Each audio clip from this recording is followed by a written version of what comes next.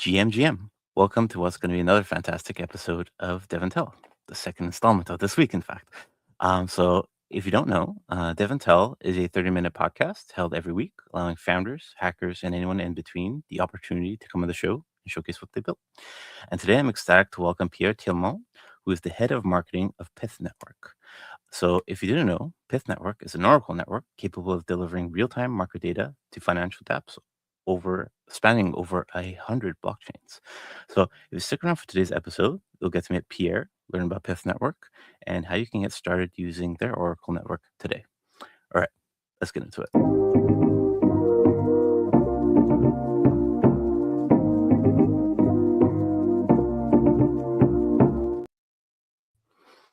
GM. Welcome to the show, Pierre. I'm ecstatic to have you on today, man. Glorious morning, Narb. I'm very happy to be on. Amazing. Yes, I'm stoked that our audience will get to learn all about Pyth Network today. I've been taking a look at it myself, and it looks quite quite a powerful network. So I'm excited for our audience to kind of get a first-hand perspective from your end. Before we get into all those details, though, would you just like to give a brief introduction about yourself? Yeah, of course. So my name's Pierre.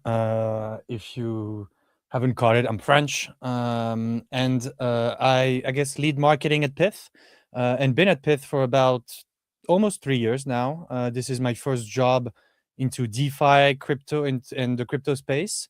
And no, I'm I guess crypto native. I've not gone into finance or any of those or marketing before that. And no, it's been a fun ride those past almost 3 years, and now I mean, being at Pyth has been really an amazing learning experience, and we're attacking the market data industry, which is not the most known industry, but one of the most lucrative. So definitely an interesting challenge we have over at Pyth.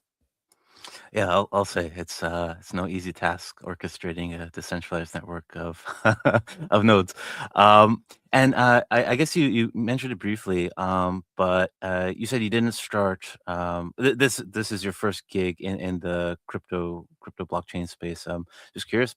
Before that, were you in the technology sector or in something completely different? Sort of. I guess my first job, I started a company in recruitment out of my, or I dropped out of my MBA to start this with a co-founder I met in a startup studio at the time in Belgium. And so I got into I guess, tech as I don't have any technical skills. I do not know how to code.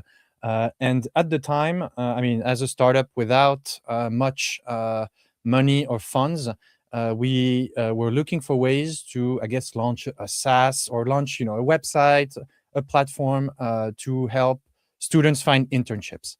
And I stumbled on two tools that I guess we still call no-code tools. So it wasn't vibe coding like you see today, where you just input a prompt, but it's visual programming. So you can build websites today with, I want to put a title here, I want to put an image there. So that's what I got into. And so worked, I guess, on this startup for close to 5 years, raised funds and so on. Did pretty well, never caught fire in terms of growth. And COVID got there and hit us pretty hard with recruitment and internships and so on, just completely paused. And so that's at the time we were running out of money. And said, okay, that was a cool experience, and went on to other things. And after that, I just freelanced as a, I guess, no-code developer, helped build businesses build, their company brains on Notions and stuff like that. And yeah, that's how I got into the technology part of thing. And then my family and younger brother got me into crypto. Right on, right on. Was it kind of like buying your first set of Sats or maybe ETH or Sol or something that kind of kicked things off, or was it like you went straight into like the reading the white papers and all that? Oh, so Story is my younger brother, Mark, is the director at the Pyth Data Association. So he's my boss, I think technically. And so he started at Pyth day one of the Pyth Network, back in March 2021, I believe. And so early on, I started hearing about crypto. I had never heard about crypto, or except maybe heard a couple times on the news, heard about Bitcoin or whatsoever, but never really got into it myself. And so as we spent family vacations together and so on, he started telling me a bit more. And at some point, I was like, okay, get me on. What should I do? Stuff like that. So he helped me create my first Solana wallet. So created me downloaded Phantom, sent me a bit of Sol to play around. And I immediately got into, Solana DeFi very early on, and NFTs. I liked the community aspects of NFTs. And as my freelance work got a bit boring and difficult at some point, I was like, hey, I'm more and more entrenched in these communities. Maybe there's a job I can do. And I was going through the Pyth Network ambassador program, so helping out in the Discord. Met one of my best, connection in the space, a fellow Solana Monkey business holder called Maurice, who was super nice, talking me into things and so on. And so by bit before summer 2023, I was like, hey, maybe there's some projects out there that could use my help. And when I shared that to my new group of friends and that I made through crypto and Solana, the Pyth guys were like, hey, don't apply anywhere else.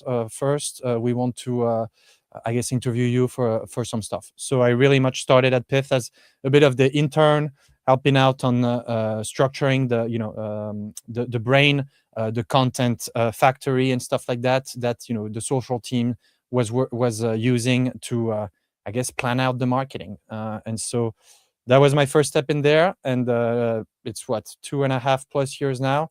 Never looked back. Best job ever. And now doing some very interesting things. That is not just into DeFi, but institutional aspect of things. Wow, that's a wonderful story, and yeah, it's awesome. Your brother kind of roped you into this very fascinating sector of crypto and DeFi and blockchain technology. Oracle networks. I don't know if a lot of people realize, but a lot of the major applications, a lot of trading applications rely on price feeds from these types of networks to function. Even perps, if I'm not mistaken. I guess perhaps for people who might be new into into the crypto scene, blockchain space, who might not be familiar with oracles, could you give them kind of a breakdown of what an oracle is and how it kind of plays into Pyth Network? Absolutely. So the simplest definition of an oracle is to bridge data, or be the bridge between the Web 2 real IRL world and blockchains. Blockchains inherently are, standalone ledgers that do not have access to any outside data than from their, transactions and whatever happens now on chain. For if you want the weather on your blockchain application, you likely need an oracle to go fetch that data to some data provider that will bring you the weather in Paris, in Los Angeles, whatsoever. For Pyth and I'd say financial oracles, it's about bringing financial data on chain. And by financial data, Pyth is specialized in price data for, I think we're about 10 asset classes that we have prices for. So the price of Apple, the price of Bitcoin, the price of, US rates, the price of foreign exchange pairs. You need to bring that on some way onto blockchains, and that's what Pyth does as a financial oracle. Now, oracle is a bit of a over-encompassing word that can mean everything and anything. And we're Pyth very, very laser focused on financial data and pretty much building the network of data contributors that are as close as possible or the source of that price information and contributing to the network, which we can, calculate a price for your favorite assets and make it available to a bunch of applications on chain or off chain. Well said. Well explained. And I guess in terms of the key product offerings of Pyth Network, you mentioned it targeting financials. What are I guess what's a broad overview of the different types of things somebody can do with Pyth Network as a platform? The simplest way to put it is Pyth is a market data provider. For the ones that are more traditional finance connoisseurs, you could think of Pyth as Bloomberg or Refinitiv that provide data to a bunch of trading firms and traders that need access to real-time data. So at the core, Pyth provides market data through one subscription and all asset classes. So if you want prices for US stocks, crypto, I think we have some the UK stock market, the Hong Kong stock market, and so on. Pyth provides that real time. So all the way down to 1 millisecond update frequency, you get a new price. We're competitive with the best in terms of latency. So how late are the Pyth prices versus the industry standard, which is, I don't want to get into TradFi details, but the SIP or the NBBO. And so that's very much where we're at. And the interesting part is that we've been very focused on RWAs, equity assets early on, way too early, because nobody wanted that on chain. There, I guess, regulations and being scared of the SEC coming after your pub decks if you're listing Apple stocks to short or long 50x. But now, I guess we're seeing that with all the different best on-chain apps and even off-chain, like centralized exchanges, offering now RWA equities trading on their platform. Yeah, I was actually gonna bring up the fact that you guys got started with RWA so early, and now this year, and maybe tail end of last year, we really saw the sector kind of explode and kind of go more towards enabling these types of things. Um, from your perspective, being Pith being in this space so long, what do you think changed between when you started at Pith and like up to now, where like RWAs are kind of like now a hot topic? Like, I think it's a global movement of the first of all the crypto and blockchain technology maturing and getting closer and closer to what TradFi does. And so you see all the big institutional players wanting to tokenize their assets and bring them on chain, or looking at blockchain rails to build applications or build their infrastructure. And now, I guess with the previous administration in the US was rather against crypto, saying, "Oh, it's not safe for users. You're going to lose your money." Now we have, I guess, Trump being very pro crypto, and I guess launching his own meme coin to make a point. But they are very much more crypto forward and blockchain forward, and this is what's really interesting to see with those big government institutions and players that are much more into crypto and blockchain.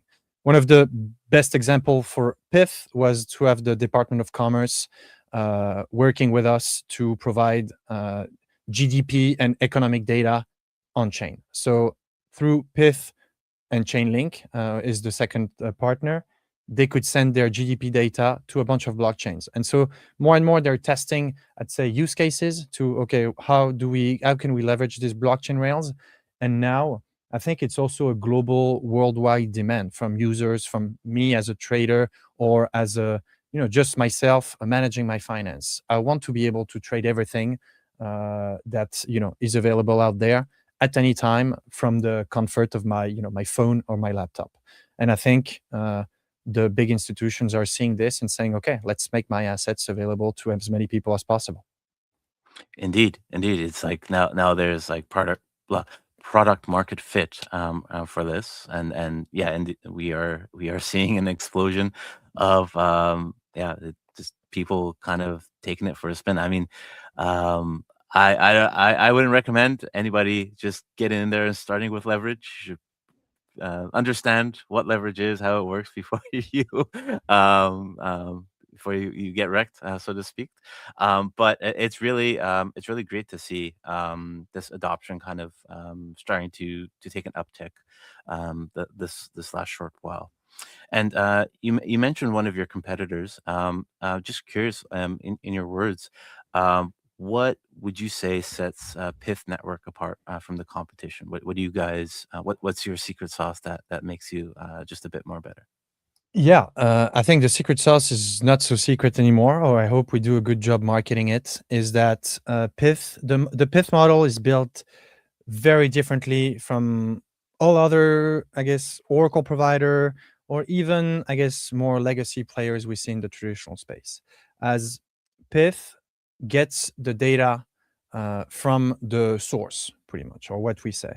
That means that the network includes the top trading firms in the world, the Virtue, the Jump Trading, the market makers like Selene, the exchanges, like SIBO and others, that are directly providing their data, their trade fields, or what they do trading to the network, to Pyth, and Pyth aggregates those many different inputs from all those players and turns it into one price. And so that's super important because pretty much Pyth um, is the owner and creator of that price through first party data that we call pretty much. And that means that there's no need to repay for licenses and so on, where other Oracle providers oftentimes rely on redistributors or paying third party data providers for access to data that is provided by someone else. So we're kind of skipping a hop on the supply chain of data where the the actual price discovery is happening at the trading level, at the exchange level. It's going straight to Pyth instead of having these guys providing to another data distributor and that Oracle are getting to that data distributor to get access.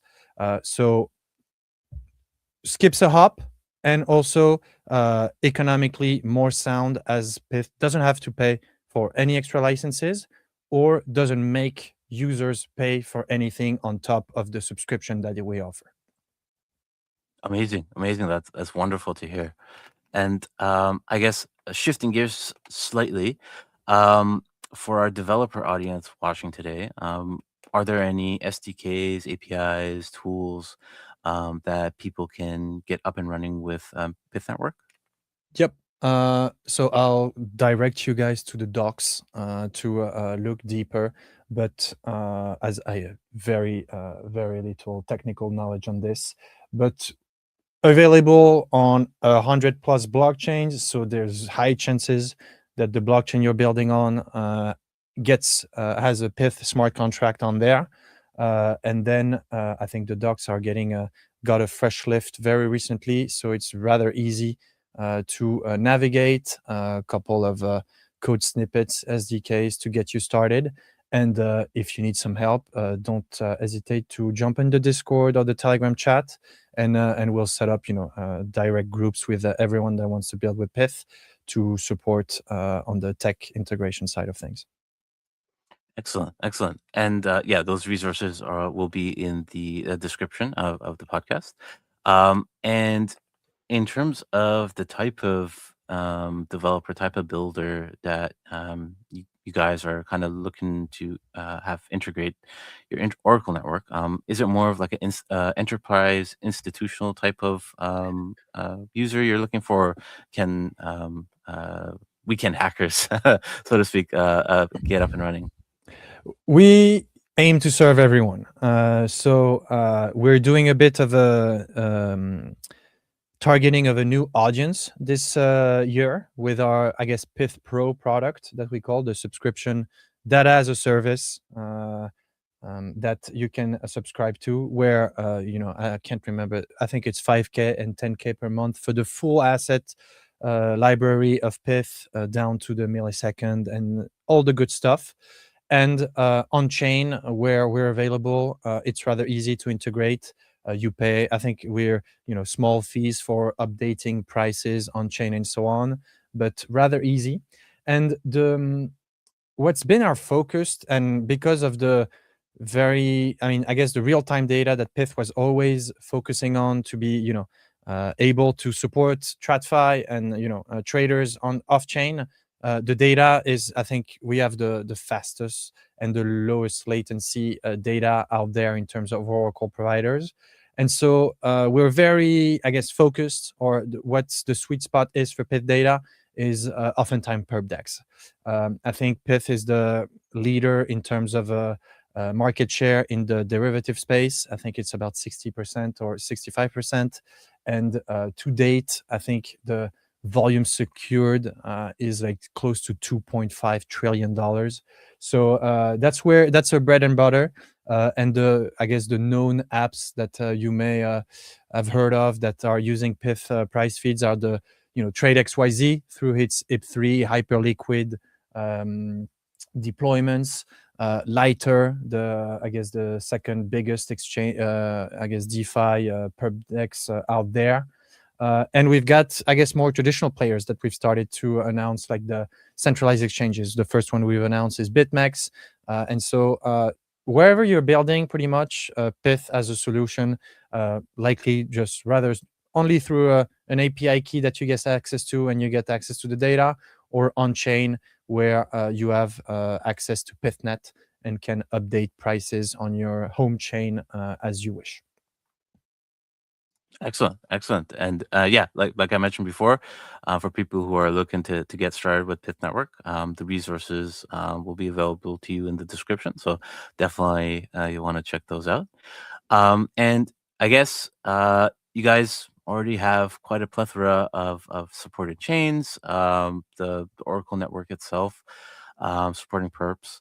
I guess is there what's I guess the North Star vision roadmap, so to speak, for Pyth Network for this year and maybe going into the next 5 years? I think the very high level line we have is bringing the price of everything everywhere. I think that's the very aspirational goal and mission. Now it's the main focus of the year is to disrupt through our new model the market data industry. And for some people that are not too into the weeds of this industry, one number we often throw at people, and they're like, oh wow, okay, this is not child's play, is that the global market data industry is worth about 50 billion to close to 60 billion dollars per year this in 2025. And trading firms are spending, and any institutional player, insane amounts of money to get access to market data. For us, I guess, crypto degens, it sounds easy. We just you can't go on CoinGecko or whatever, and you feel like you have access to real-time data. It is not the case for traditional financial data, equity data. That is super expensive. NYSE, NASDAQ, or those big exchanges, most of their business is through selling their data that they create. And so that's very much what we're laser focused on this year with this, I guess, new product, Pyth Pro, which has been live for three months or so, and as positioning it a bit as the Spotify for market data, where We have a bunch of musicians that are our network partners, the trading firms that provide data, the exchanges, and so on, that provide data to Pyth. And then you have the listeners, the guys like me that want to listen to the good artists that can pay for a subscription, get access to that data, and input and use within their traditional workflows and wherever they may need that information. So bit of a new avenue for Pyth is to, okay, how do we work with the most advanced players in the traditional finance world with our data? We're seeing quite some product market fit early on with a few user segments that are interesting. Centralized exchanges, market makers are a couple of the first ones that we've really identified as Pyth Pro is one product for them. And it's going to be about, growing the catalog. I think we're close to 3,000 price feeds today as part of Pyth Pro. Goal is 10,000 at the end of the year, and more, because I guess the more legacy market data provider have up to millions of data points across an entirely different set of data that a bunch of businesses need. That's awesome. Sounds like a lot of exciting things coming up for Pyth Network, and I love that metaphor, the Spotify of, of market data. And just curious, have you guys seen a lot of LLM AI, like trading bots or anything of the sort, kind of plugging into the network and spinning up a POC or something? I think we have a few teammates that are playing around with a few early use cases, or like building Telegram bots with Pyth data and so on. But that's definitely one aspect that we want to focus on, even just purely on marketing, where it's I was saying this a couple of weekends ago, I think, scrolling Twitter, where most of the stuff that we're going to do as even builders now with the vibe coding, that I don't think anything slowing this down. It feels like the improvement speed is just crazy. And at some point, it's Claude or GPT that's going to tell us, hey, use this tool, use that tool. And even I was just testing out some vibe coding on Claude. It was like, hey, go use Supabase for your database for your app. I was like, I've heard of the name, but I would have been able to spot, or I would have had to Google something. And so even the referencing aspect of, let's get Pyth reference as early as possible when someone asks for, hey, I want to get access to market data.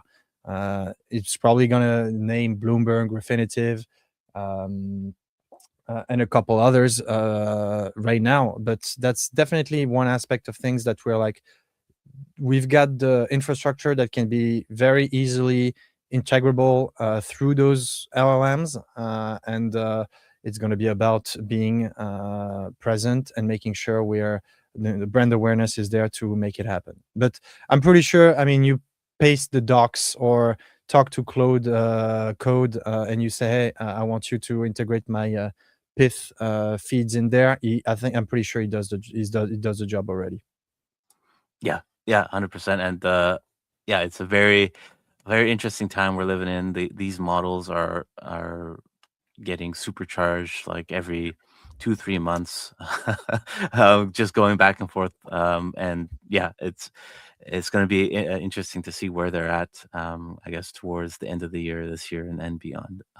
But yeah, I guess, Pierre, as we're coming to time here, for our viewers and listeners today, for what's the best way for them to keep tabs on all the things Pyth Network and yourself on socials and wherever else? I think the Pyth Twitter account, X account, is the best place to follow along for developers, or it's a crypto audience, I guess, and we talk about everything on there. Hopefully we get into more traditional channels very soon, and more seriously. And for myself, Real Pepito on Twitter, but that's very much secondary. I just mostly shitpost and talk about Pyth there. So do as you wish on that front. Indeed, indeed, and who doesn't ship post a little bit here and Yeah.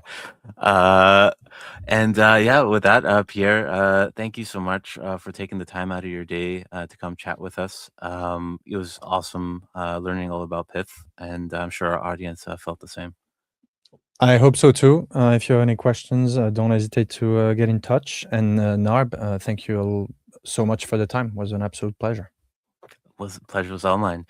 And with that, I just want to wish everybody a very happy Friday, happy weekend wherever you may be, and we'll catch you back here for another great episode of DevNTell next week. Till then, have a good one, folks. Cheers.